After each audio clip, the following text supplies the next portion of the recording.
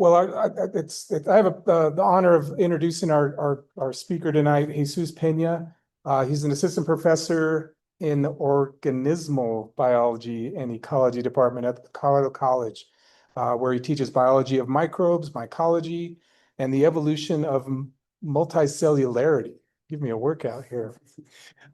He earned his PhD in microbiology from the University of California, Riverside, studying early diverging fungi from an evolutionary developmental biology perspective. Prior to his doctoral work, Dr. Peña earned both his BS and MS in molecular and cellular biology at the University of Denver and worked at the Denver Museum of Nature and Science, where he developed a lasting passion for science communication and education. His research focuses on fungal evolution, development, and the biology of Mucoromyces and endophytic fungi. I also learned he's a native from Denver, and he went to high school here in Denver too. So thanks for coming. All right, so Dr. Peña. Hello, everyone. Jesus is fine. You don't have to call me Dr. Peña. Jesus works. Thank you all for being here and joining me on a Monday evening to learn a little bit about some of the work that's been going on in my lab for these last couple of years. So the title of this, Old Genes, New Tricks, Sexual Development and Evolutionary Innovation in a Mucoromycete. And so to kind of build up towards the sort of grand ideas of the Mucoromycota, we do have to start with acknowledging some of our sort of biological history.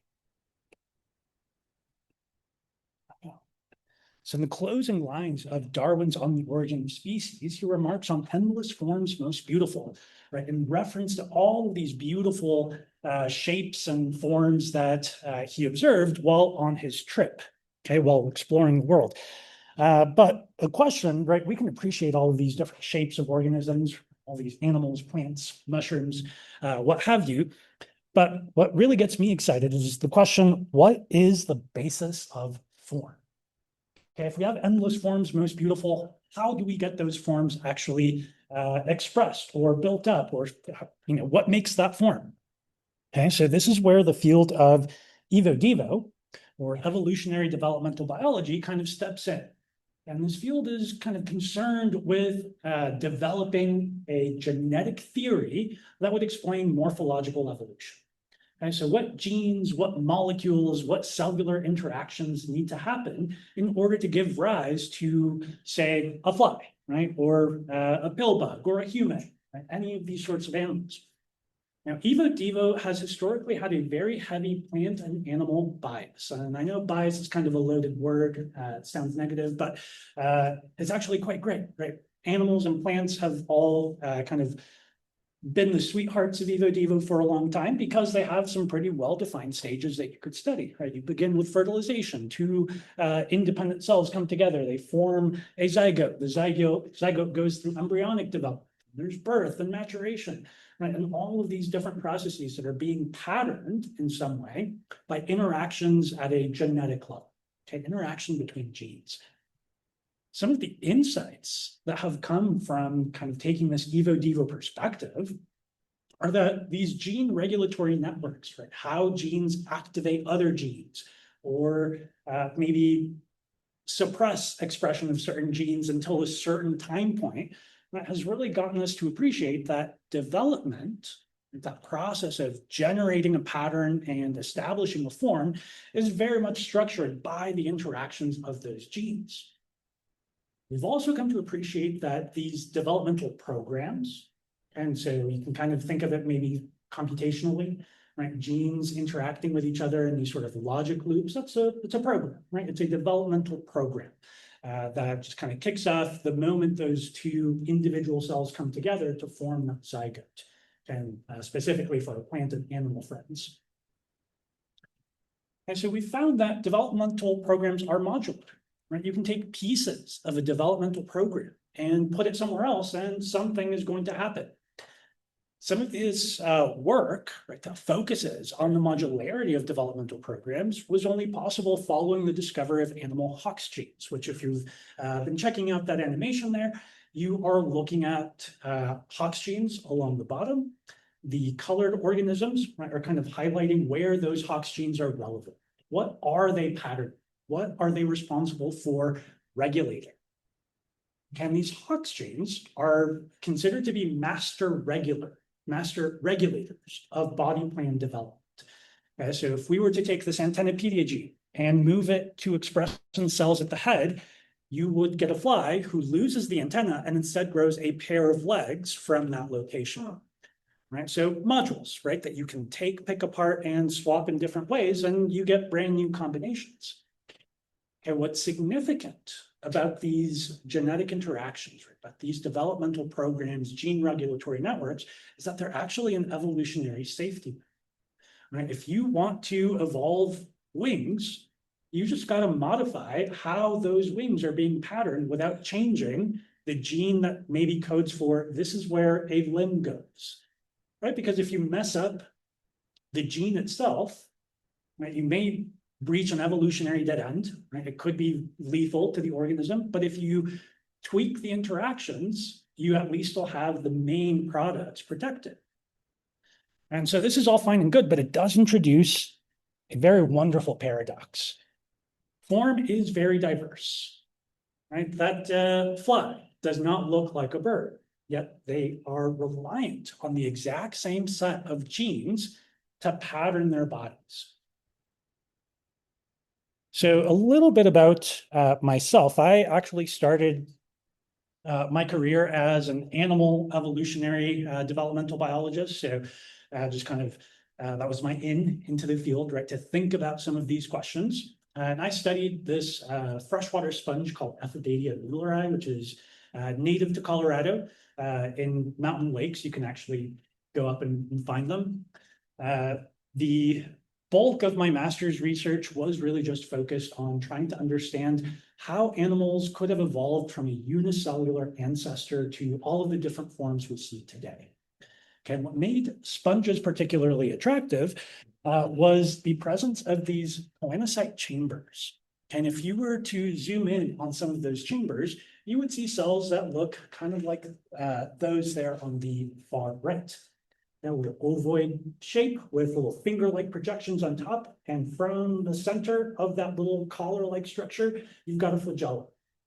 And these cells are, they make up the feeding tissue of sponges. So all of them together beating their little whip-like tails end up generating flow. So the sponge is able to pull water into its body and catches bacteria on those little finger-like projections and feeds itself. And so through this work, I manipulated some of these sponges, treated them with a chemical called hydroxyurea. We made sponges, when they were treated with hydroxyurea, actually not develop choanocyte chambers. So you didn't have that gene or that cell type.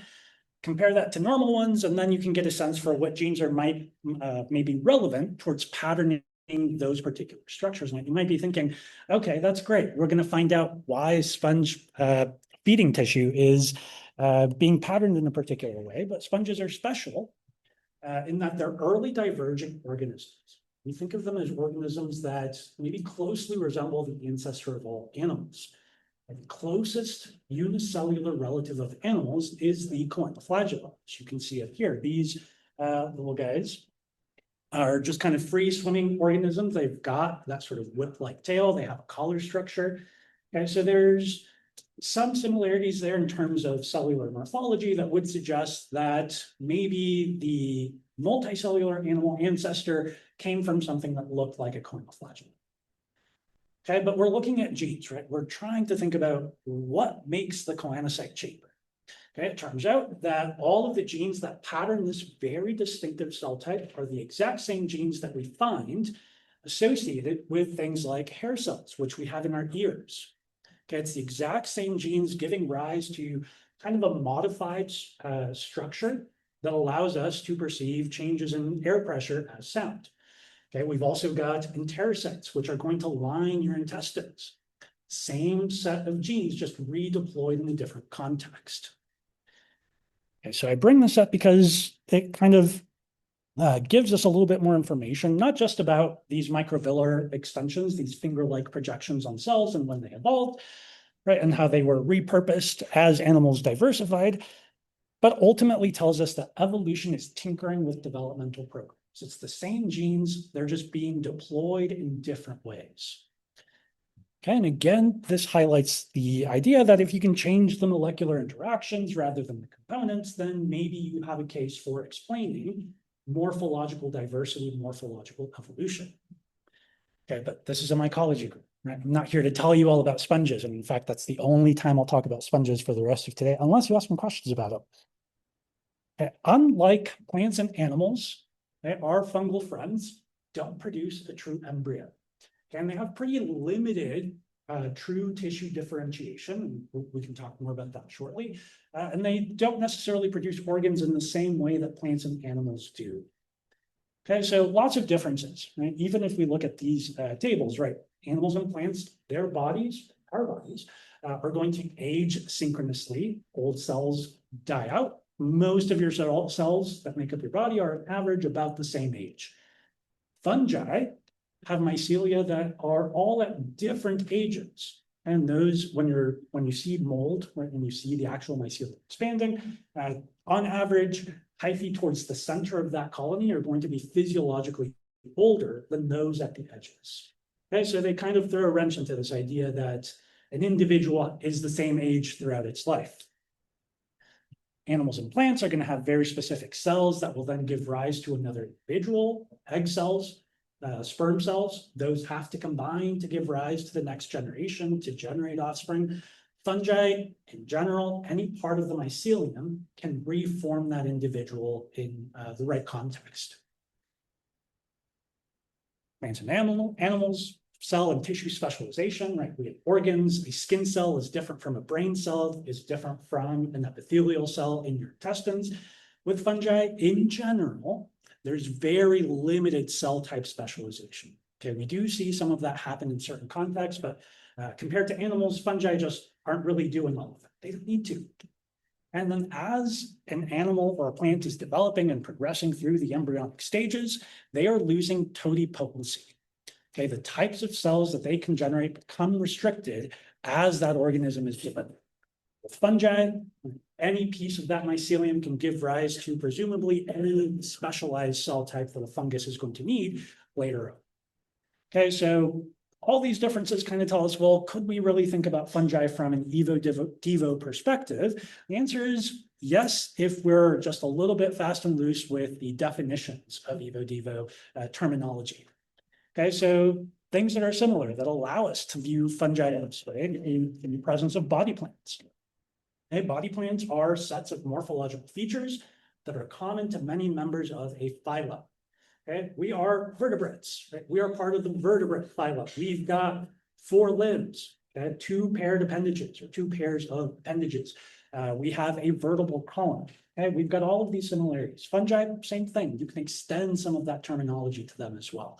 Right? A Basidiomycete will generally produce a mushroom, and so will all members of that, most members of that phylum. Fungi will exhibit pattern formation, and pattern formation may not necessarily refer to like stripes, but could be more generally described as spatial, temporal, chemical, genetic processes that create a feature in a living organism. Okay, so in our cases, our Hox genes, right, create the pattern of paired limbs. Right? So just kind of thinking of it that way. Then these last 2 are probably the biggest components as to why we should consider fungi as being amenable to the ideas of evo-devo.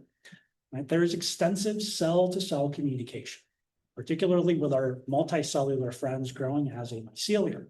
Right? Every part of that mycelium is in communication with itself and responding to different cues, which is the other point. They respond to cued transitions that are coming from the environment.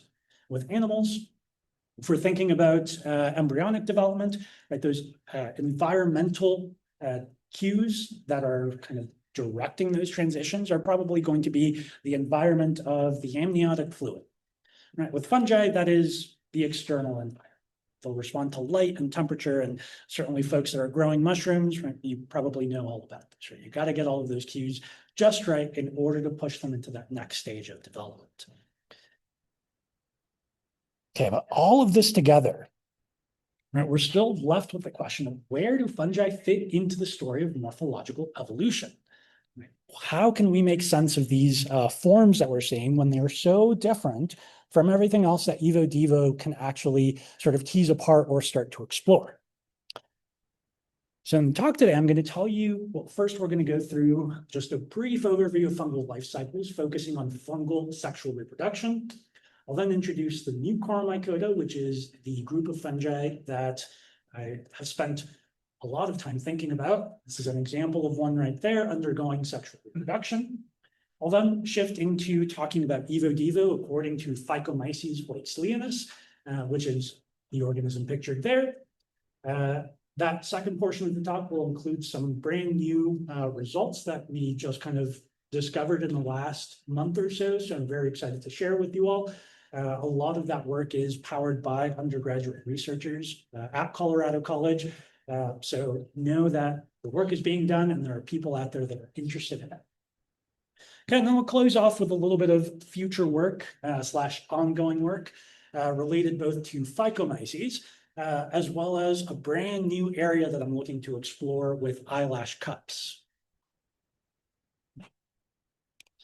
So I think we can all appreciate that a fungal body plan is rather unusual. And it comes in two major flavors. We've got our unicellular fungi, which are all of our yeasty friends. And I would make the argument that zoospores, these motile spores that have a little flagellum that swim through water, are also a form of unicellular fungus, although our zoospores will eventually reach a substrate and then start to grow multicellularly to make more spores. And then on the other end, we've got our multicellular fungi. Okay, these are more typically thought of as things growing with a mycelium. Okay, this network of hyphae is characterized by polarized growth. So those mycelial tips are extending in one direction. Okay, at a given point, the whole mycelium extends in all directions at the same time. It represents a very active form of organisms. Okay, they are actively exploring their environment by growing. And when we think of the mycelium, there's limited differentiation. Okay, there are a few examples of that mycelium really looking different from other parts of the mycelium. We'll get into some of that as I talk about hyphal aggregates. Okay, so our hyphal aggregates represent another form of multicellularity, which is the result of that mycelium being reshaped and warped into some other thing. Okay, mycelial cords and rhizomorphs, these are just hyphae that grow parallel to each other and function to both explore an environment, but also transport nutrients. Rhizomorphs are particularly cool because they really kind of signal to me that there is differentiation in fungi. Right? If you slice open one of those rhizomorphs, you would see that there are different sizes of hyphal cells that are all working together to transport nutrients. Okay, so it's one of our examples of actual differentiation, true differentiation, and specialization within a mycelium. Okay, sclerotium, which is a structure that some fungi use for dormancy. Okay, again, just mycelium kind of packed together very tightly, very different from what it would look like if the organism was growing in the soil or on its substrate. The body of lichens is also an example of these hyphal aggregates. The mantles of ectomycorrhizae that wrap around plant roots are another example of multicellularity. And then, of course, fruiting bodies. Okay, fruiting bodies are probably the most charismatic representation of a hyphal aggregate. Okay, if you were to slice these all up and look at them under the microscope, you would see that they are composed or made up of filaments that have been crunched together and arranged in a very specific way. Really, it's all mycelium, right? It's mycelium that has just been reshaped into the form of a fruiting body. Now, fruiting bodies, and particularly these very showy ones that we're so familiar with and excited to see, these are often the product of sexual reproduction. And sexual reproduction is ubiquitous among eukaryotic organisms. Okay, eukaryotes being things that have nuclei, as opposed to bacteria, which do not. Some core features of sexual reproduction involve a change in ploidy. Okay, a change in the total number of chromosomes contained within a particular nucleus. Okay, with animal systems, you go from sperm and egg, which each have half of the, or at least for humans, have half of the total chromosome content as the parent. They go together and they restore that chromosome content to resemble the parent organism. Okay, so a change of employee, right, is one of the main things that we use to kind of classify sexual reproduction along with meiosis. Okay, which is just a fancy form of cell division that reduces or kind of undoes that chromosomal ratio content that was established when sperm and egg cell fuse with each other. And then our last core feature is cell-to-cell fusion. Okay, there has to be a union of two different cell types coming together to jumble up those chromosomes, and then meiosis might happen if you're a fungus, if you're an animal. Meiosis has already happened at some point before then. There are a few costs and benefits associated with sexual reproduction. So we'll go through the benefits first. You might be more familiar with them. So benefit number one, it can clear the genome of mutations that were acquired during the day-to-day life of that organism. Right? And for animals, we do a pretty good job at kind of separating our reproductive cells from the cells that we expose to the environment. So not the biggest issue for animal systems, but for fungi, okay, where a mycelium can act as a gamete on its own, right? That entire mycelium is basically or functionally a gamete. If they acquire mutations, those mutations are not going to be masked or rescued until sexual reproduction happens. Okay, until you can get another set of chromosomes to mix around and then hopefully either clear that mutation from your progeny, or there's a sort of masking effect from the non-mutated version coming from the other partner. Okay, so reassortment and recombination creates new combinations of genes, which means that there's probably some benefits to exploring, right, that genetic, that gene pool and coming up with new ways to be more efficient, right, to work working with those materials, to explore your environment, to consume things, degrade things, whatever, right? Sexual reproduction, that's the only way you're going to get that to happen, to get new combinations of genes. Some cases, you could also get pathogen resistance. Right? So if you reassort the types of genes that you have, that means that you might be changing the types of proteins that you're presenting on your cell surface, which means maybe you're evading mycoviruses, viruses that are going to target fungi. And then one thing that's very particular for fungi is that usually when sexual reproduction happens, the progeny spore is going to be very resistant to harsh environmental conditions. Usually that means having a much thicker cell wall. In a lot of cases, we see increased deposition of melanin, which protects against ultraviolet radiation and kind of works against desiccation. Right? So fungi, yeah, vested interest in sexual reproduction because you end up with a very hardy spore. Oftentimes that correlates with specialized dispersal. With mushrooms, or guild mushroom species in particular, they form that very beautiful fruiting body, which is going to manipulate temperature around it. It's going to draw humidity from the air, and it's going to be able to not just launch its spores directly beneath it, but take advantage of that asymmetrical temperature differential and have them fly way up into the air column. Okay, so mushrooms, they look kind of cool, but they're doing a lot of really cool stuff that we're only just learning about. Okay, something like an ascomycete that makes a little cup structure. You see this a lot with lichens. As they release their spores from that sexually produced fruiting body, the first spore to go, right, that first set of spore to rise from that cup disturbs the air current and allows for other spores to continue to build that up and move away. Okay, so sexual reproduction, very good for fungi, right? It allows them to escape certain environments and create new combinations of genes. Are costs with sexual reproduction. Okay, the first is that only 50% of the parental genome is going to be passed on to the progeny. So if you have parent A that has the perfect combination of enzymes, right, all of these very efficient genes that allow it to consume and generate energy very efficiently, Parent B maybe has less efficient ones. When they undergo sexual reproduction, only half of the progeny will pick up the genes from the very efficient parent. Yep, so there's a little bit of a loss there. Okay, related to that, that reassortment, which is good for generating genetic diversity, might also mean that you're going to break up combinations of genes that are already working. And so your progeny may not be well suited for certain conditions. Sexual reproduction is also energetically expensive. And so you have to locate a mate. You have to be able to find a compatible mate, which means generating cells that can explore the environment efficiently, that can respond to signals potentially from a compatible mate, and generating sexual cells, whether that is competent hyphae or a mushroom or an apothecium, right, those cup structures, that is an energetically expensive structure.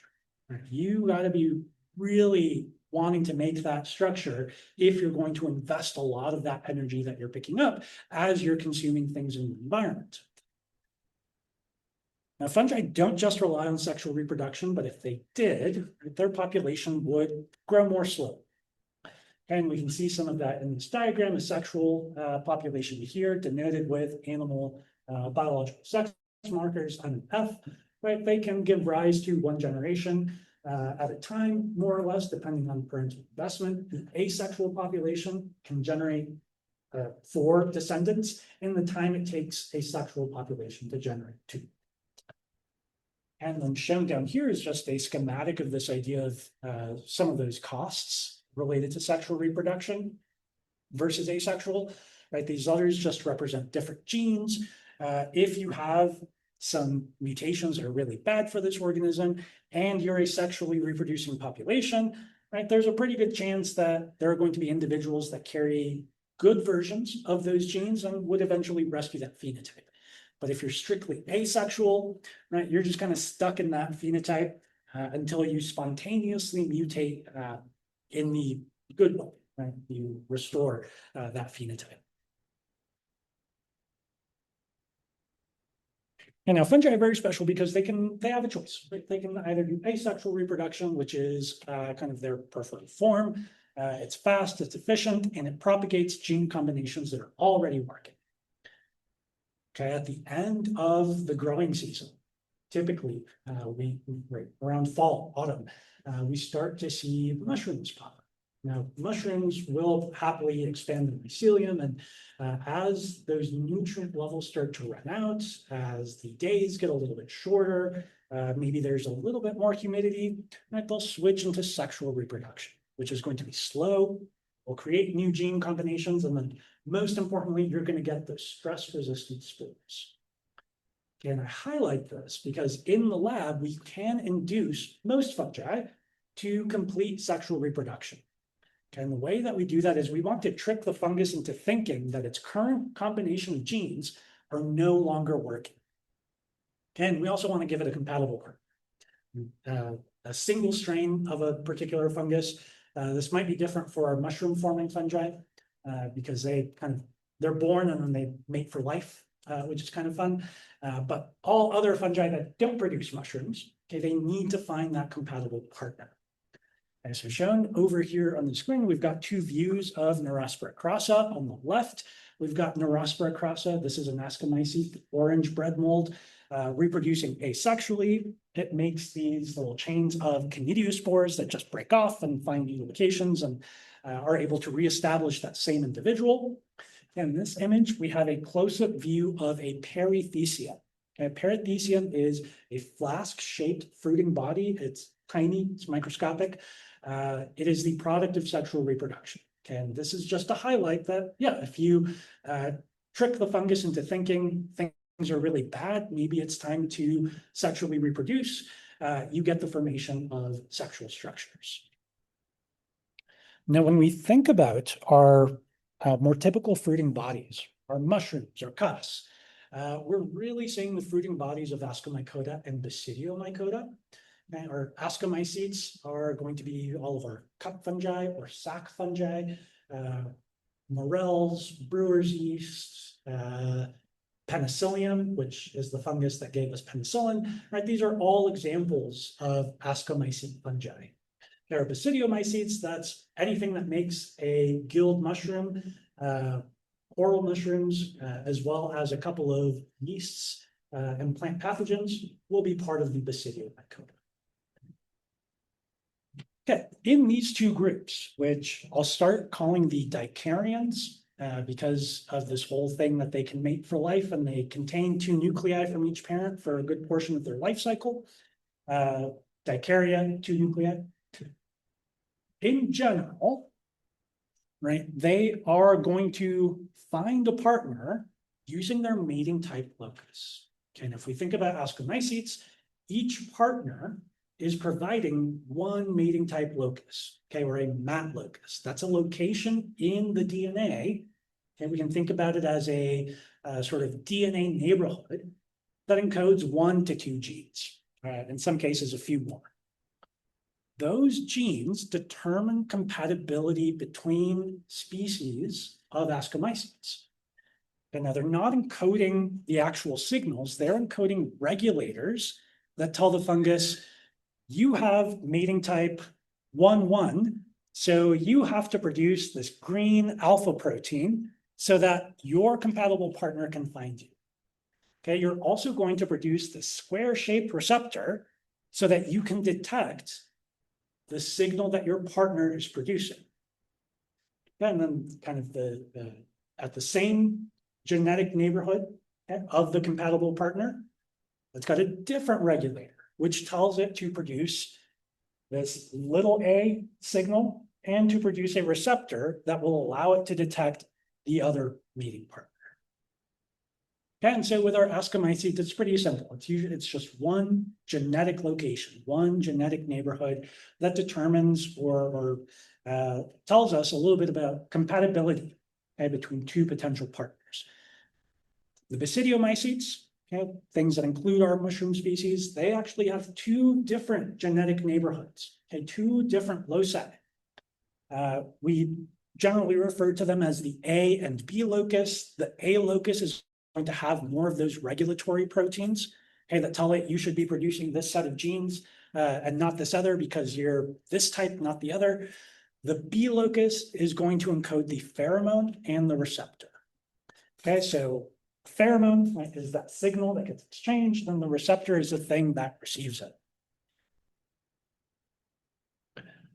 An analogy that I like to use to kind of try to make sense of this is chemical courtship, right? These fungi are singing to each other using biochemicals, but they can't hear their own song. They can only hear the song that the mate is producing. And we'll keep that in mind because it'll be relevant here shortly. Okay, ascomycetes, basidiomycetes, they sing to each other, okay, but they don't hear their own song. They're doing some type of duet to draw each other near. Okay, eventually you get the formation of that fruiting body. Once these partners find each other and they start to fuse, they start to mingle their nuclei. With our basidiomycetes, you get the formation of a very, sometimes, right, you get the formation of a very nice mushroom. These sexual spores are presented on basidia, which are these microscopic structures with little antlers that hold up those spores.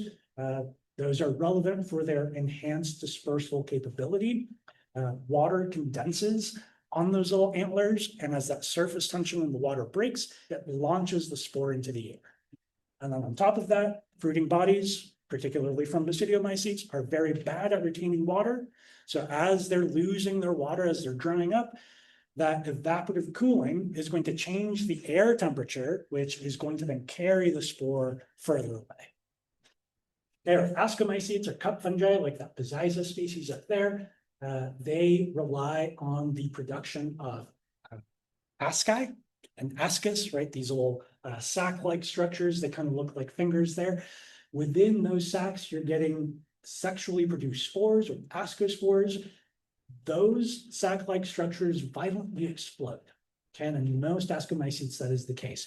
As they explode, they're again generating air current immediately above that tissue, which is going to help some of the later developing ascospores kind of ride the wind to get further away.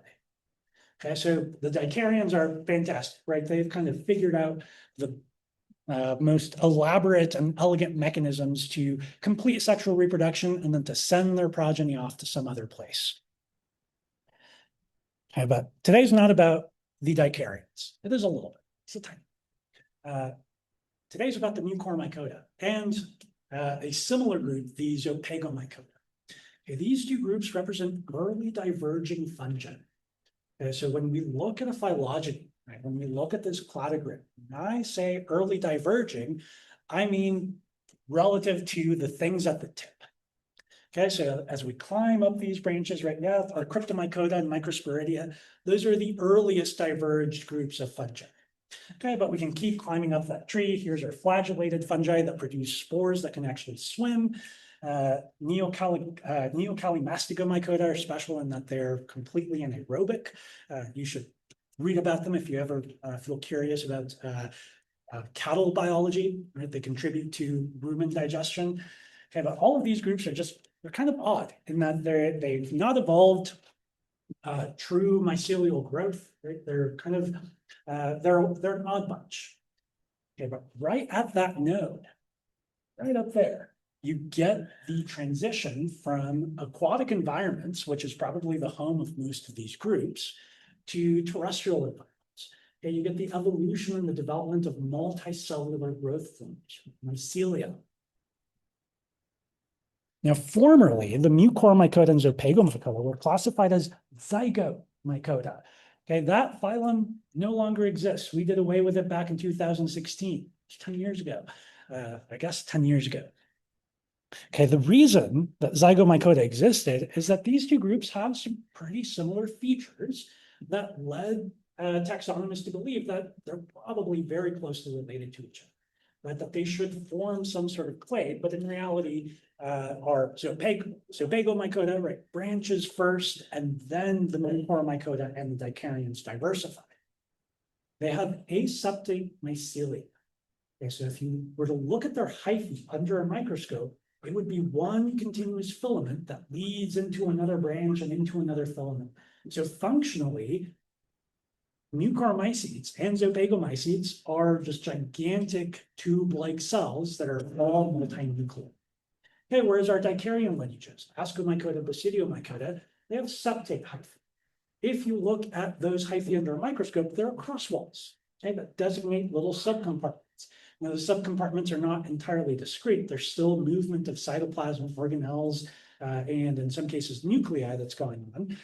But with the former Zygomycota, the zygos, right, Mucoromycota, Zopagomycota, all of those cells are continuous with each other. And there's all this stuff just kind of bumping around. Now, another characteristic of these two groups that led us to think that they were probably a single phylum is that they both produce a zygospore. Okay, so when they complete sexual reproduction, it culminates in the formation of a zygotic spore, not a fruiting body. It's a single spore that's kind of presented and held up to the environment by the hyphae of its parents. And I'll show you pictures of that shortly. It's pretty charming. Okay, but the zygospore was not enough to keep those two groups together. It turns out it's something that the dicarians, ascos and basids, lost as they were diversified. Okay, so something that presumably evolved very early on, but was only retained or conserved in zoopegs and Mucoromyces. Okay, and then just to quickly recap, that circle again represents why we care about these groups. One, it potentially coincides with the origin of the mycelial growth. That's the origin of terrestrial fungi. Okay, the first fungi that made it onto land started breaking down that inorganic material to eventually facilitate the evolution of land. And most of these groups are going to be saprobes, and they're decomposing things and they're contributing to nutrient cycles. Okay, so they're playing a pretty significant role in the environment. And most of them are going to be either insect or plant pathogens or mutualists. Okay, and the colors correspond to the colors of the two groups. So Mucoromycota is typically going to be plant associated. Glomeromycotina, which is a subphylum currently of the Mucoromycota, These are the arbuscular mycorrhizal fungi. It's fungi that form relationships with all plants, or at least all plants that have been looked at in the roots. They're more common, more prevalent than ectomycorrhizae in certain parts of the world. And then Phycomycota, zo, right, prefix for animal, they are going to be insect pathogens or nutrients. Okay, most of them are going to be found in the guts of insects. So most of the work that I have done up to this point has focused on this little fungus, Phycomyces blakesleeanus. Okay, Phycomyces blakesleeanus is a member of the Mucoromycota. It produces gigantic cells. So these stalks that you can kind of make out here are single cells that can get at least 10 centimeters in height. And we call those cells sporangiophores because they bear the sporangium, they bear the structure that makes the spores. That cytoplasm is continuous with the cytoplasm in the mycelium, because again, these are not septate fungi, right? They're functionally single cells with multiple nuclei. But again, as mycologists, we get to play a little bit with some of those definitions, and this is still considered multicellular. Okay, it is an impressive supersensor, and that's why in the late 40s, early 50s, biophysicist Max Delbruck, who was involved with the phage group that eventually discovered DNA as like the hereditary material, he was very excited about Phycomyces and its ability to see, to smell, to taste, to respond to touch, and to sense gravity. Okay, so I'll show you just a couple of videos of the Phycomyces sporangiophore responding to these environmental cues. Okay, at the very top, we've got phototropism. Okay, a response to light. These arrows represent the source of light. They're going to switch sides. Each time it switches, 40 minutes have passed in this time lapse. Okay, so there goes our sporangiophore, just kind of orienting itself in the direction of light. Why do we think it's doing that? Why would you want your spore-producing structure to orient itself toward light? These are not photosynthetic. Find out which way's up. Yeah, find out which way's up, right? Put that structure in the ideal location to disperse these asexually produced spores. Okay, shown down here is going to, or in the center there, is gravitropism. Okay, response to gravity. These cultures were being grown, and then the plate was turned on its side. You're going to watch the sporangiophore actively respond to the pull of gravity. This capacity for the sporangiophore to detect gravity, to sense gravity, is actually a mechanism that landed Phycomyces in the New York Times just a few years ago. That mechanism was horizontally acquired from bacteria. Why bacteria need to sense gravity, I don't really know, and I don't think anyone has a good answer for it.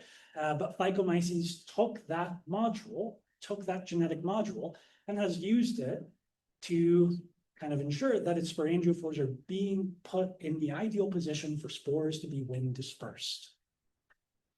And the last example I'll show you of the amazing sporangiophore is avoidance, which the running hypothesis is that it's probably using a sort of olfactory echolocation to sense barriers.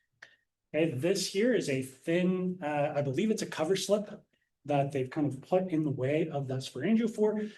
So track the sporangium.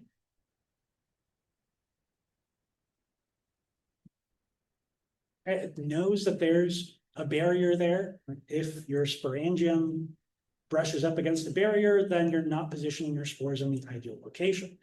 What's really cool about this video is that it's oscillating.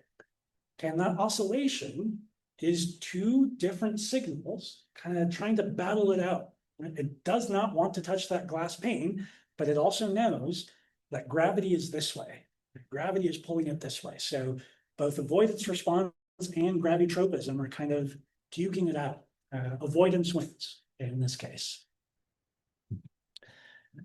So Phycomyces, unfortunately, does not have a common name, and I'm so glad I get to tell you all about Phycomyces.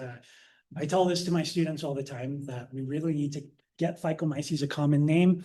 And what I call it, in my mind, is the defiant star seeker.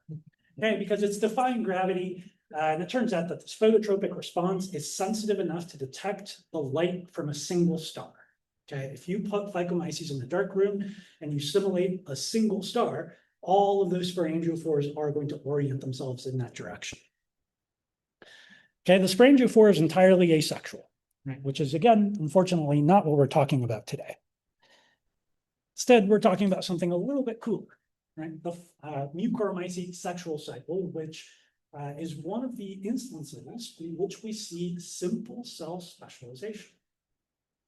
Okay, now I could have done these studies in a mushroom, but that would have meant dealing with a whole bunch of other cell types that are in communication with each other. If we're really trying to explore what genetic mechanisms give rise to certain forms, then let's make it simple, right? Let's use an organism that will undergo cell specialization in a very clear way, where we're not dealing with additional, maybe sterile cells that are contributing to presenting the basidium. Now, like all fungi, Phycomyces is going to be very happy to asexually reproduce. Okay, mycelium, sporangiophore, spores, ad nauseam, okay, over and over again. But if you trick it into thinking conditions are bad, which in the case of these experiments meant growing it on nutrient-limited agar, and you provided a compatible mating partner, and in the case of Phycomyces, you also want to grow it in the dark so that it's not putting out sporangiophores, right, so that they don't get in the way.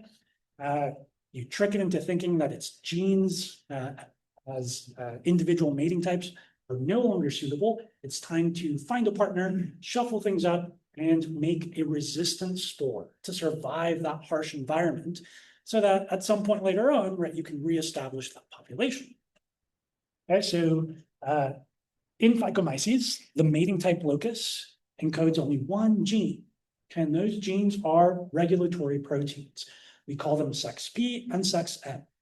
If you encode sex P, then you are the plus mating type, not positive, plus mating type. If you encode sex M, then you are the minus mating type. Now, we know that these regulatory proteins are, well, one, they're HMG box domain proteins, which is just a special class of regulatory protein that can bind to DNA to turn on other genes. Okay, if you are the plus mating type, your HMG box regulatory protein is always active. Okay, it is always turned on. If you are the minus mating type, you only activate that after you've started sexual reproduction. Okay, so we put these two mating types together. They start to sense each other. Okay, and they undergo cell differentiation. So the hyphae get a little thicker. They start to branch a little bit more. Okay, part of what's driving that cell differentiation or that transformation in shape is communication. And so both mating types are going to start with beta carotene. Beta carotene is a yellow orangish pigment. And so it gives this fungus a very particular color when it's beginning the process of sexual reproduction. Okay, they start with beta carotene, they chop it up into this compound called 4-dihydrotrisporin. Okay, if you are the plus mating type, you chop up and rearrange that 4-dihydrotrisporin into 4-dihydromethyltrisporate, and then you send that out into the world, where hopefully the minus mating type will pick it up and continue a few more transformations to make trisporic acid. If you're the minus mating type, okay, you start with beta carotene, you make your 4-dihydrotrisporin, and then you convert that into trisporin and trisporal. And then you put that out into the environment. And if a plus mating type is nearby, plus mating type picks up the trisporin and trisporal and then transforms that into trisporic acid. And trisporic acid is the mating pheromone of Phycomyces. Okay, if you accumulate enough of that trisporic acid near these hyphae, you get that full differentiation. And it doesn't stop there, right? Because it's not just changing those cells, it is actively drawing them towards each other. Okay, so earlier I said our ascos and basids, they're kind of singing to each other, but only a song that the partner can hear. In terms of Phycomyces, that song is more like a jazz duet where they're riffing off of each other, right? They're sending products back and forth to eventually begin the process of sexual reproduction. right? So they're not just blindly listening for a song, they are working together, they are cooperating to take both individuals into sexual reproduction. Okay, so it's just another way of that fungi have figured out to do chemical courtship, to kind of flirt with each other, right? To draw each other towards those specialized cells to continue the process of sexual reproduction. Okay, eventually those differentiated hyphae, now called zygospores, will make contact. Okay, they will wrap around each other and then emerge from the substrate. Okay, when Phycomyces starts to detect changes in the environment and senses a partner nearby, those mycelial leading edges growing on the surface will actually dive into the substrate, undergo that transformation, find each other, wrap around each other, and then they burst out of the surface as aerial zygospores. Okay, and you can kind of see that structure here. This is flattened because I put a cover slip on top, but if we have not done that, you'd see it standing straight up. And so our aerial zygospores at this stage, the two parental cells have not actually fused. Okay, they've attached those cell tips, they've ensured that they're near each other. Okay, that then transform into progametangium. Notice in this drawing that they're still not fused. Okay, they're still setting up this structure. The micrograph is a little misleading in that you can't see that clear distinction between the two individuals. Okay, this proceeds eventually as you start to dissolve that point of contact, you start to set up two additional septa to eventually delimit where these zygospore is going to form. Okay, your zygospore begins to mature, it grows these little thorns from the parental cells. Okay, it accumulates melanin and eventually looks like that. Okay, the parental cells are right there. These are, they go from being aerial zygospores to suspensor cells.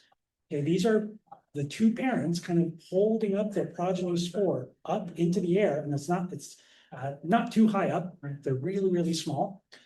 But this ornamentation acts like Velcro, okay, contributing to enhanced dispersion, right? They're not manipulating air currents. They're not kind of changing temperatures. They're going to wait for a little mouse to scurry by to have that spore latch onto its fur and get carried away to some other. Okay, the zygospore goes dormant for anywhere from 2 to 6 months, and eventually it puts out a sporangiophore. Okay, just like when it's undergoing asexual reproduction. It does not grow mycelium. Okay, it grows a stalk with more spores that get carried off by the wind, and then the cycle starts all over again. Okay, so we have all of these really cool transformations, right, that are happening as part of the sexual cycle of Phycomyces. And we know that sex M and sex P are regulatory proteins, right? They're doing something to activate certain suites of genes or not activate others. But what are they? What genes are actually under the control of sex M and sex P? And do they, if at all, correlate with morphogenesis, with the generation of new forms?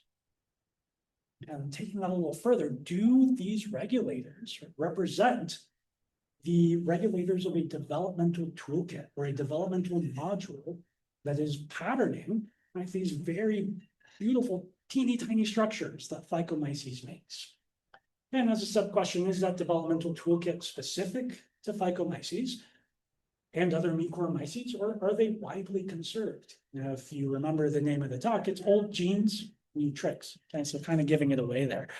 So when I started this project, we were thinking, well, what genes are going to be activated during sexual reproduction versus non-sexually reproducing stages? So to approach this, we examined gene expression, central dogma of molecular biology. DNA goes to RNA, then RNA becomes protein. Okay, so when we think about gene expression, we're looking at RNA. Genes that have been activated from the DNA, but may or may not have necessarily formed the functional protein product. Proteomics is toxic in like a very literal sense. So I try to avoid exposing myself to those sorts of hazards. But RNA works perfectly fine, and you can sequence it. right? Just like you sequence DNA proteins, it's a little iffy. So the three stages that I focused on in the study were BC, or before crossing, okay, represented by plus and minus strains grown individually. Pre-fusion, okay, which is where we see an overrepresentation of our aerial zygospores and our progametogia, and then post-fusion, which is when the fungus is transitioning towards combining the cytoplasm of those two parental cells. Okay, we had all of these different stages. We extracted RNA from 3 samples at each one of those stages. We had that sequenced, and then we just counted how many sequences came back, right, for each gene. Shown here is just an example of what that cross actually looks like. This is a standard 10-centimeter Petri dish. Each one of those little dots represents a site where this fungus is interacting. And this is actually from the post-fusion stage. So the very dark points are zygospores. The pre-fusion stage, you can't really see a whole lot. It's a little less interesting, so it's not pictured there. I had a student at Colorado College in the last 2 years or so who was kind of really interested in synchronizing development. Right? Because fungi, right, you can see these here, they grow radially in all directions. Different sites of interaction are going to be at different developmental stages. Now, for the work that I'm telling you about today, we did not actually synchronize it. We're just taking a very coarse approach, but kind of building off of that, we thought, well, could we? It turns out, yes and no. Okay, the way that we ended up synchronizing it, so that's Luke Stanley, who is the lead author and my first research student to work on one of these projects. We found that if you vary nutrient availability, you can kind of synchronize Phycomyces. And by that, I mean that you don't have the issue of having different cell types happening at a particular stage. Right? Whereas most of the work that I'm sharing with you today has a sort of mix of structures. Luke and I found that if you have lower nutrients available, you see fewer specialized cell types overall, which makes sense. There's not enough energy for them to grow, but they're pretty much all the same type. There's fewer of them now, which means you have to prep a lot of plates if you're going to do gene expression stuff, but at least they're all the same type. Okay, if you increase it, nutrient availability, you get more specialized cells, but then they're mixed types. If you do not limit them at all, mating tends not to occur, even if you have compatible mating types right next to each other. And that's because they can sense a competitor. There's lots of nutrients to go around, so we're not going to mess with each other. We're going to stay in our territory.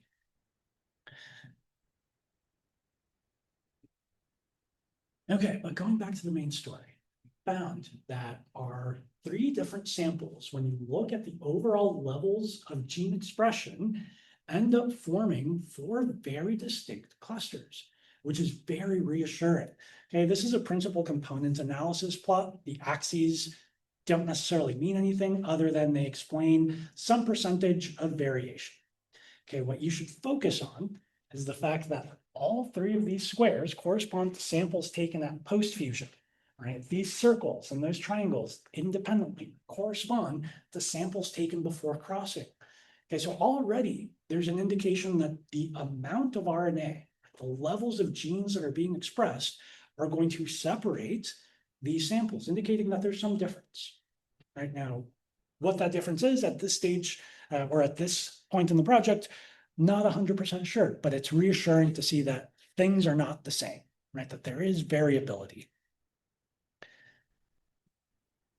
Okay, diving a little more into the actual gene expression study, we found that over half of the genes in the genome are doing something, but they're behaving differently as sexual reproduction proceeds. Okay, so we were able to perform hierarchical clustering, which just blindly looks at the numbers of sequences associated with different genes, and then tries to group them into expression profiles. Right, so genes that behave in the same way across all 3 stages will get grouped together. And it's just very nice that we ended up with 3 different gene profiles. Okay, on the y-axis of these plots, we've got a standardized gene count. Okay, so it's showing the relative changes across the stages. Stages are shown on the x-axis, so before crossing, pre-fusion, post-fusion. The red line represents the average of the profile, okay, the average expression or the sort of average pattern that all of these genes are generating. That yellow to purple gradient is actually made up of several thousand lines, depending on which one. Well, they're all up in the thousands, right? And they all generally track that sort of average pattern, the average expression pattern. If the line is yellow, then it is closer to the average. If it's purple, it's a little further away. And we do have a little bit of noise, but we do have some purple lines showing up in some of these plots. But in general, right, most of these genes that have been blindly grouped are generally behaving the same way. And so we end up with these three expression profiles. I call them BCX, X for expression, BC before crossing, PEX, PEX, pre-fusion expression profile, and POX post-fusion expression profile. You don't have to worry about keeping those in mind. I've relabeled everything for today. But each of these clusters corresponds to these genes having the highest level of expression at one of the three sampled stages. Okay, so it gives us a very convenient way to start sort of categorizing some of these genes. Okay, you're probably also noticing the blue and red numbers. Okay, and that has to do with the fact that our control stage, right, our baseline, our BC stage, is actually composed of 6 different samples, minus by itself and plus by itself. Okay, now I performed this analysis using either one, either plus or minus, as our sort of baseline stage, and then found that in general, about half of all differentially expressed genes behave in the same way, regardless of which starting condition you use. Okay, so the red numbers represent that sort of robust or shared pattern of genes that behave in the same way, regardless of which of these two strains you use as the starting point. And everything I'm going to show you today has been done in triplicate. Okay, so both the just a little over 4,000 genes that represent the overlap of either one of these, but also the independent minus as the starting point and plus at the starting point as the starting point. Okay, so my next question was, great, we've got all these things that behave in different ways, but what is the evolutionary lineage of these genes that are behaving differently? Okay, so the approach here was to use public databases to find orthologous genes. And orthologous genes are those that are related to each other by evolutionary pattern. Okay, so here in this very simple phylogeny, right, we've got gene A, we have a duplication. So here we're kind of also looking at a different category of ortholog. Okay, gene A follows along that stem, and then you get diversification into 2 species. Okay, each carrying their own version of gene A, gene A1, gene A2. Those 2 genes would be considered orthologs of each other, genes related to each other through evolution. Okay, so the 2 main databases that I worked with are part of the ViewPath DB family of databases. These are about 14 different data platforms that kind of try to incorporate genetic or genomic information for a wide diversity of organisms. Most of them are going to be eukaryotic pathogens, as well as vectors and hosts of those pathogens. But one of those nice little offshoots is Fungi DB, okay, which contains just a wealth of publicly available information on fungal genetics. Okay, OrthoMCL-DB is also part of this network, and it is a database that has groups of proteins that are conserved across a wide variety of organisms. Okay, so this question was relatively easy to answer. You just got to know how to format the data and then make it look nice and interpret. And I do want to highlight that these databases were funded by the National Institute of Allergy and Infectious Diseases. And in fall of 2024, this federal institution decided not to renew support for the maintenance of these databases. And I do want to clarify, this was before the change in administration, but still, just another way in which the government is supporting public science and making basic science available to everyone. So give a congressman a call and say, maybe reconsider. Right now, these databases still exist. They're just now in a subscription-based, a voluntary subscription-based approach, which makes them a little tougher to work with for folks that aren't necessarily tied to a lab. Okay, so I got all of these genes, I mapped them onto FungiDB to kind of get the orthologous groups, and then I took the orthologous groups and I threw them at OrthoMCLDB. This essentially allowed me to classify all of those genes into conservation classes, which allowed me to include 825 organisms distributed across the tree of life. 338 of them are going to be fungal isolates. And that means I use isolate, not species, because there are a lot of repeat species that are submitted that are just different strains.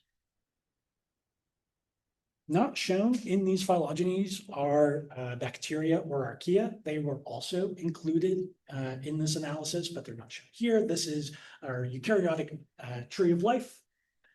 Okay, so it has all of the major groups of eukaryotes, the Archaeplastida over there. In green, that represents our plant species. Okay, fungi and animals are going to be in the Opisthocanta.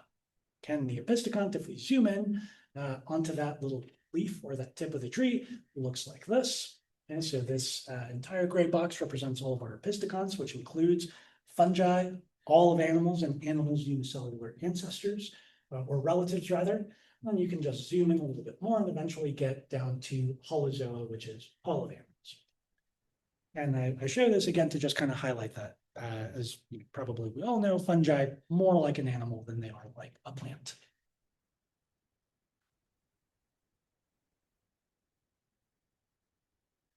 Okay, so using that information, I came up with these conservation classes, okay, which tell us what organisms have these genes represented in their genome, right? Which organisms have conserved orthologs that we're finding in our Phycomyces study. And now we're not super concerned about the tips of this schematic, care more about the nodes. Okay, so if a gene is conserved in bacteria and all of these other organisms, then it is a gene that is conserved among cellular life. Okay, so all things that have cells are going to have some sort of common set of genes that they share. Okay, and each one of these conservation classes just kind of narrows that group down until eventually we get to conservation class number 8, which represents the Mucoromycota. So if a gene ends up in class 8, only species of Mucoromycota or only Phycomyces have that gene. And so this was really our first indication that ancient genes are being redeployed and Mucoromycetes will eventually start to use their own set of Mucoromycete specific genes the later you get into sexual reproduction. Okay, so along the y-axis of this plot, we've got our different conservation classes, kind of correlating with the order in which they're shown up here. I'm showing you proportions as well as raw gene counts represented in white text. Okay, if we're looking at before crossing, and so before Phycomyces even thinks about finding a partner or beginning sexual reproduction, right, we're looking at genes associated with these purple boxes. And look at that, 637 genes from this analysis correspond to cellular life. Okay, we then transition into pre-fusion, where Phycomyces has actually actively started the sexual reproductive process, and that proportion shrinks a little bit, and not a lot, just a tiny bit, but then you get a huge expansion of genes being recruited that represent the eukaryotes. And what I kind of like about this result is our before crossing stage, purple block. If you're not doing sexual reproduction, you're living, right? You're growing, you're metabolizing. If you are cellular life, chances are you're using the exact same sort of genes. As you transition into sexual reproduction, right, you are shifting into something that is very particular to the eukaryotes. Only eukaryotes will sexually reproduce. Bacteria have their own way of generating genetic diversity. eukaryotes do sexual reproduction in all of its many forms. It's kind of nice, right, to see this sudden shift, right, from old genes to slightly newer genes, but still conserved amongst all eukaryotes as Phycomyces shifts into sexual reproduction. And then we get to post-fusion, where Phycomyces is doing things that are very characteristic of the Mucoromycota, right, generating that zygospore. And so suddenly we see way up there, 552 genes associated with the conservation class that's specific just to Mucoromycota. Okay, so we're watching this fungus go from broad, widely conserved genes when it's not sexually reproducing, it starts sexual reproducing or reproduction, and it narrows the types of genes it uses. And then as it gets to these more very distinctive stages that we only see with our Mucoromycota, then we further narrow the types of genes that are being active. And so very exciting. And now the reciprocal plot shown over here. Now we're not asking so much about what conservation class or what fraction of genes belong to different stages across the conservation classes. Now we're thinking within each one of our stages, what conservation classes are represented. Okay, and again, we're seeing a very similar pattern. Only now you can kind of maybe hopefully appreciate that shift that we're seeing. Okay, before crossing, cellular life genes dominate. As you shift into prefusion, look at that. You start recruiting your Mucoromyces specific genes. You get a little bit of a shrink in your cellular life, and then your eukaryotic genes expand. And then you get into this very unique stage, post-fusion. You're recruiting many more of your Mucoromyces specific genes. And because I kind of like statistical support, I thought, well, is this true? Right? Like, are these patterns that we're seeing significant? What you're seeing here is the result of a chi-square test, which is just asking, are conservation classes and observed counts associated with each other? And I've plotted the standardized residuals, which just makes it easy to compare across these stages. Okay, on the y-axis, we've got again our conservation classes. Each one of these plots represents one of the stages. If one of these lollipop things goes beyond the dotted line, it is significantly contributing, right, to the makeup of that particular stage. And so we'll highlight just a few. Again, before crossing, cellular life positive, that means it is driving, right, that stage. It is significantly associated with that before crossing stage. Okay, again, prefusion, eukaryotes, right, dominating because we're narrowing the types of genes that are being used. And then lastly, a prefusion stage, we've got the Mucoromycete developmental program, right, being the thing that's driving that stage. And I also just very briefly want to highlight the reciprocals. Okay, so the things that are negatively associated, right, the things that are not relevant for this. Before crossing, no, you don't need Mucoromycete specific genes. Prefusion, you no longer need those wide, broad category of cellular life genes, because now you're doing something specific, something special. And in postfusion, you're doing something that no other eukaryotes do, right? You're doing something that is only specific to the Mucoromycota. So the story so far. And here's some mycelia. It's kind of germinating on the top. On the bottom is a video that's double speed, kind of zoomed in on an individual hypha. This is all before crossing. Phycomyces is prioritizing growth and metabolism, right? Things that we can infer are common to all cellular life. As it shifts into prefusion, now we've got cell-to-cell signaling. That place. Yeah, there it goes. Okay, so here's hyphae differentiating. You can see that they're getting thick and highly branched. Okay, they are beginning the sexual cycle. They are doing something that only eukaryotes do, signaling to other cells to say, hey, we can probably mix our genomes.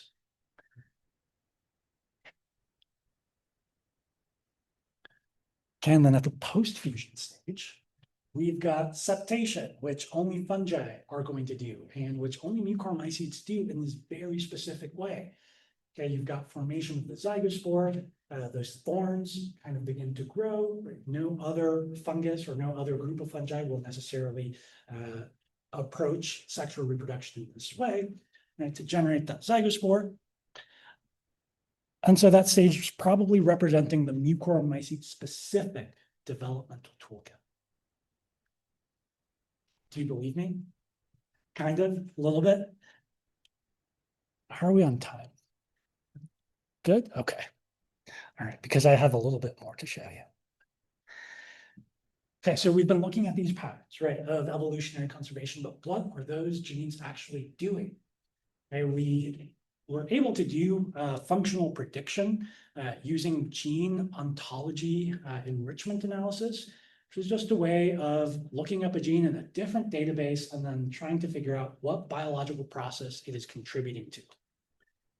And for each of our 3 expression profiles, right, where highest expression corresponds to one of the 3 stages, I found, probably 199 terms total. When you do some statistical thresholding, you reduce it to 38, 30, and 53 respectively for each cluster. That would be very overwhelming to try to show you. So I tried summarizing these as sort of gene ontology or functional themes, things that we could potentially group all of these different genes into contributing to some process. So before cross translation, if you are alive, you are translating. Right? You're taking RNA, you're making proteins. So all cellular life, right? Again, kind of connecting it to a previous result. Other things, transport and localization. You're transporting nutrients, you're moving nuclei, organelles. Lipid peroxisome membrane metabolism. You're growing, you're making more membrane, right? You're investing in some of those basic functions. Energy metabolism. All cellular life needs energy. And if you're not using that energy for sexual reproduction, you're using it just for translation, transport, localization, all of these sort of like basic functions of cellular organisms. Okay, when we go into pre-fusion, we still have some of that transport and localization, but now maybe it's transporting and localizing signals, right? And there's a little bit more polarity, right? There's an end that's being established between these parental cells interacting with each other, right? You have to connect tips, right, in order to proceed through sexual reproduction. Other examples, membrane fusion and secretion. Okay, we only see that in that pre-fusion stage. Okay, it is setting up the genes required to fuse those membranes. And if we were to zoom into the types of gene ontology terms that are part of that membrane fusion and secretion theme, we would find genes that are associated with pheromone signaling and facilitation of cell fusion. Okay, so it's telling us, yeah, the genes you think you're seeing are actually correlating with the process that you're observing. And so those sorts of results were very, very exciting to see. We get to post-fusion, which is kind of a black box or black spore, if you'll forgive the wordplay there, where we have these very unusual terms, some of which we see upregulated or associated with before crossing, but they're doing something else, right? And so up to this point, we think that there's maybe a sort of metabolic or organelle restructuring and reprogramming of the cell to go into dormancy and to deal with some type of stress by balancing redox reactions, right? Quenching free radicals, producing hydrogen peroxide, or breaking it down, right, to prevent damage to DNA so that the spore can actually survive longer term. Few interesting things that are not captured by this analysis are first the genes associated with the mating type locus, or that genetic neighborhood in this fungus where the sex genes actually live. Okay, if you're looking at sex M or sex P plus or minus mating type, and you were to walk along that strand of DNA on your way to one of the 2 mating type genes, you would find that in both individuals, those mating type genes are flanked by RNA helicase A and a triose phosphate transporter gene. And we actually see that arrangement in all the Mucoromycota, not just Phycomyces. Okay, for some reason, these genes always end up next to each other, regardless of what mating type you are. Okay, what we found in the gene expression data is that sex M, as we expected, is highly expressed during that pre-fusion stage. Okay, we already knew from previous studies that sex M is only activated during sexual reproduction. We did not pick up a signal for sex P, okay, because sex P is always active, right? So it's not going to change over those 3 stages. But then what was kind of surprising is that RNA helicase gene, okay, this gene that is involved in unwinding or manipulating RNA molecules, is differentially expressed. It is activated during the post-fusion stage. And this is another sort of novel result that is something that we just found this year, like in the last couple of months. This RNA helicase gene is an ortholog of a gene called SAD3.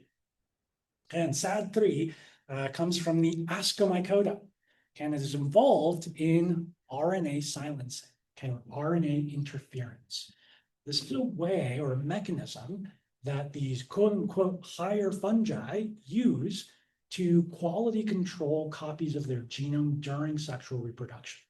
Okay, it also helps protect them against viruses, okay, but now we're seeing it in a lineage where it has not been previously described. Okay, so it's performing some type of RNA interference, contributing to genome defense. We found some signal that meiotic silencing of unpaired DNA is also happening during post-fusion. Okay, so meiotic silencing of unpaired DNA, once you've combined 2 parental genomes, once you've combined all of the chromosomes from 2 parents, if there is a gene somewhere in one of the parents and it does not line up cleanly to the copy of the other parent, okay, kind of like we represent it as like bulging out a little bit, the fungus knows that there's something wrong there because it is unpaired. And so it shuts that gene down. So if it's mutated, it will never be expressed. Right? So another form of genome defense that only happens during meiosis, which then tells us meiosis is happening inside of the zygospore. And there's been previous studies that have tried to track where that recombination of genes is happening. And when Phycomyces is undergoing sexual reproduction, it pumps a whole bunch of nuclei into the space that will become the zygospore. All of those nuclei, well, not all of them, but a few of them will fuse. And then whoever, for whatever reason, has the best combination gets to be the one nucleus that survives. Okay, that then undergoes meiotic recombination and splits those nuclei back into a haploid state. And then you do mitosis. You make many copies of those recombined genomes and you package those into spores that eventually come out of the zygospore. The other exciting thing about finding this process happening during sexual reproduction in Phycomyces is that this gives us the potential to develop RNA silencing techniques in a lineage of fungi that have been very good at resisting genetic manipulation, right? So what we could envision is injecting fungi with a gene that we want to deactivate, okay, right before that post-fusion stage. Phycomyces sees those extra bits of DNA, thinks that they're viruses, and then uses this mechanism to destroy not just the genes you injected, but the native copy of the gene itself. Okay, transformation, right, like genetically engineering Phycomyces does not work, or works with like a 1% success rate. And then after you've done the transformation, you have like 2 days to observe whatever it is you want to observe before it fixes itself. Okay, so seeing this in our data set, very encouraging. Will it happen? Not in my lifetime. Okay, so checking back in on our story. Okay, we have conserved cellular metabolic genes happening in that before crossing stage. One thing I forgot to point out is that there's also genes associated with a starvation response, which again is a good signal to see because it means that depriving it of nutrients is contributing to stressing it out, into thinking, right, into tricking it, that whatever genes it has, whatever combination is no longer good, that it needs to do sexual reproduction. Okay, we've also got our pheromone production through beta carotene catabolism. Okay, so pheromone response genes, right, being activated there. Another term I forgot to point out previously is carotenoid catabolism, which is just breaking down beta carotene. Right, that very first molecule that you need to start singing to each other, right, to start communicating with each other, is beta carotene. We see those genes highly expressed during the pre-fusion stages. Okay, so we're picking up signals that are reassuring, right? That something, the thing that we think is going on is actually happening. Okay, related to that, right, we've got more signaling and setting up the fusion machinery that are going to respond to the compatible mating partner or responding to the presence of that pheromone, right, those trisporic acids. And then towards the end, we've got some type of metabolic restructuring that is going to prepare that zygospore for dormancy. For some reason, genome defense with a little bit of quality control with RNA interference. Okay. So that's kind of our working model. That's where things are right now. Where we're going next has to do with maybe looking a little bit at the hidden biology of Phycomyces. So astute viewers probably saw that we have 1,060 genes that are unique to the Mucoromycota that I have not talked about at all so far. Okay, so what are they doing, right? What's going on there? This is kind of a limitation of some of our current approaches to thinking about evolutionary conservation in organisms. So orthology, right, inferring that evolutionary relationship between genes, relies on sequence similarity. And there's all these fancy algorithms that will take two DNA sequences, line them up, and then say, are they similar enough? If they are, then maybe they're orthologs. You end up having to do what's known as a sort of reciprocal alignment, where you take gene 1, line it up, and see if you get gene 2 as your top result, then you're on the right track. Then you take gene 2 and you search the database, and if you get gene 1, then you could confidently say that those are probably orthologs, right? Because the algorithm is detecting them in both directions. It doesn't always work that way. But this assignment of orthology by sequence similarity doesn't always work. Okay, so about 721 genes in that 1,060 gene category are annotated or predicted to be unspecified or uncharacterized proteins. Okay, they get this very sort of generic designation because there's nothing else in the current databases that has a similar sequence. They don't look the same. Within that 721 set, 430 are specific just to Phycomyces. And most of those, and if we look at this plot, a good chunk of them are going to be associated with post-fusion stages. Okay, so you'll notice there's a huge proportion, and this is not just looking at those 1,060 genes. These are pretty much all of the genes that we could detect, right, categorized into these different annotation categories, and a good chunk of them, right, in some cases over half, don't have an adequate designation. Okay, so these 3 students, Theo Ollier, who just graduated this year, as well as Maya Flannery and Zip Lindholm, who are going into their senior year. They're all members of my lab, or an alum, I guess, of my lab, and the 2 current members. They were very excited by this idea that there's something unknown, something that our current methods aren't able to give a category. Okay, so I've started working with them to first do pairwise comparisons of the different stages. So my original analysis, right, which has 3 stages, the approach that we took, it's a likelihood ratio test, statistical doc. It looks for things that are changing across all 3 stages. Okay, these 3 students took it upon themselves to look at what genes are changing in between stages, okay, rather than across all 3. Okay, so they're doing pairwise comparisons. And in general, if you look at these purple circles, okay, the larger the circle, the more genes associated with that circle. Purple circles indicate that it aligns with my original analysis. If it's green, then it's doing something a little different. It's doing something else that, maybe it wasn't originally detected as being different across all three stages, but is probably significant for pairwise transitions. Okay, so they did the pairwise comparison. They found that there's this large alignment. Within some of these categories, whether we're looking at those that correspond to the analysis that I've already done, right, for purple bubbles or the green bubbles, we find that a good portion of those genes remain Phycomyces specific, okay, but still uncharacterized. So we don't know what they are. Right? And current methods of assigning some sort of annotation are not capturing what's actually there.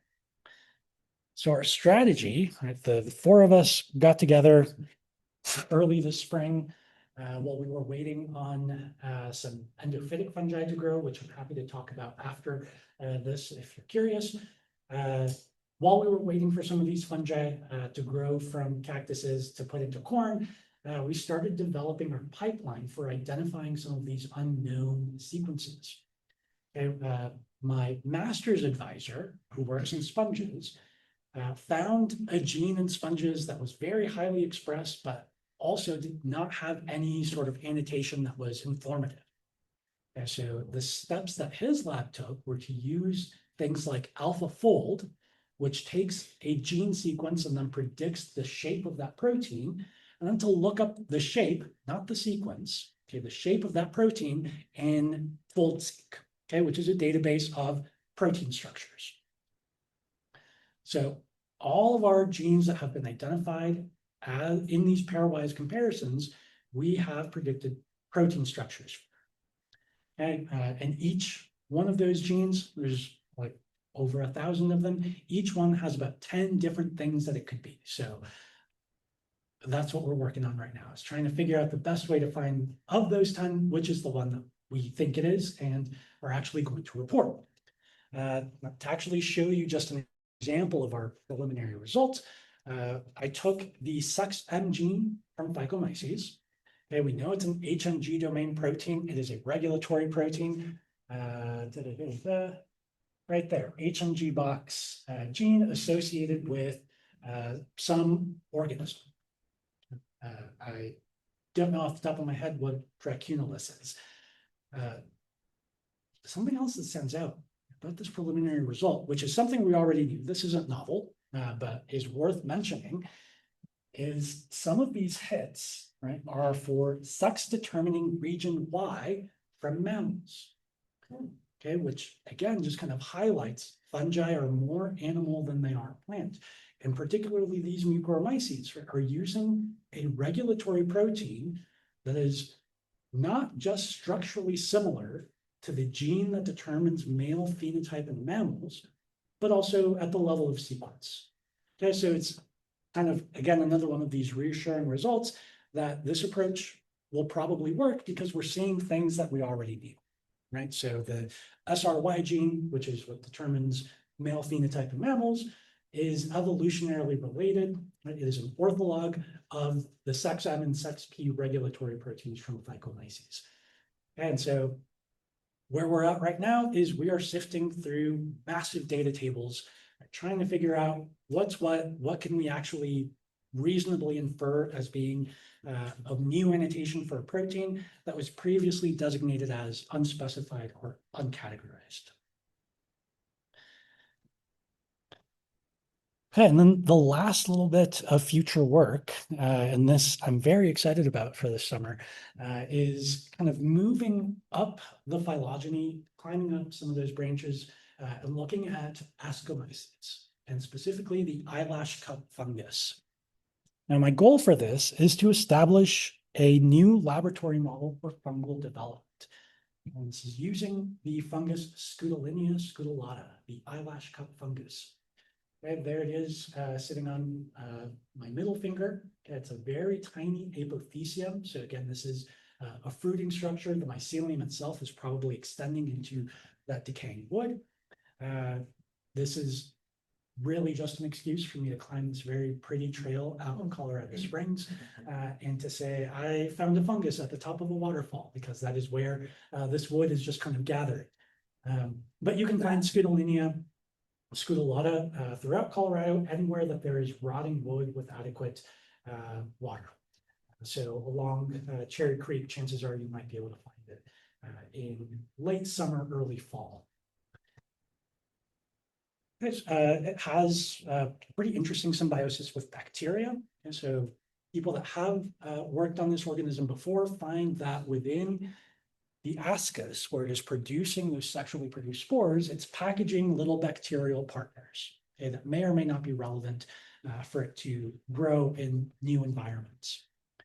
Now, the reason I'm interested in this is another fungal body plan. Okay, there is patterning. It has a very clear top side where it's developing those sexual spores. It's got these setae, right? These little eyelash-like things that only show up along the rim of that apothecium. And it's also a conveniently small fruiting body. Right? So I won't have to worry about a mushroom necessarily hitting the top of this petri dish because the apothecium is going to be relatively flat, although cup-shaped. Progress so far, we know where to find it, okay, pretty reliably. I found it at least 3 different times at the top of this waterfall where there's decaying wood. We tried direct plating by just taking an apothecium and kind of taking advantage of fungal body plan modularity, but it's not the thing that grew. Okay, there was some other contaminant that grew in its place. My next step is to, rather than taking the whole apothecium and dropping it on a plate, to isolate the ascospores using the lids of petri dishes. So these get pretty staticky. If you put it right on top of that apothecium, you, one, change the air pressure, which kind of triggers the ascus to explode, to kind of puff things up. But then all those spores get trapped on the static electricity on the lid of the petri dish. So that is my next step, which is coming up in the next week or so. So I'm very excited for that. Long term, right, we want to be able to grow these in the lab to generate that apothecium under controlled settings and to do more gene expression studies to see what genes are contributing to the structuring of this tiny fruiting body. Okay, with that, I do want to thank a couple of groups. So the Zygolife Project, which is short or abbreviated for the Zygomyces Genealogy of Life Project, which kind of fell under the umbrella of the National Science Foundation, the NSF. These Go Life projects kind of stopped existing after 2018. There was just not enough interest. Zygolife was specific to our Zygomyces fungi.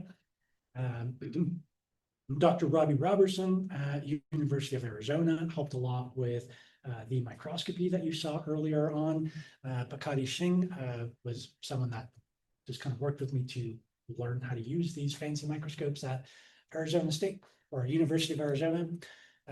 Dr. Matt Smith, Dr. Nicole Reynolds contributed additional isolates of Phycomyces that I was able to lab. The Stage Lab, which is the lab I worked in my PhD. All of my students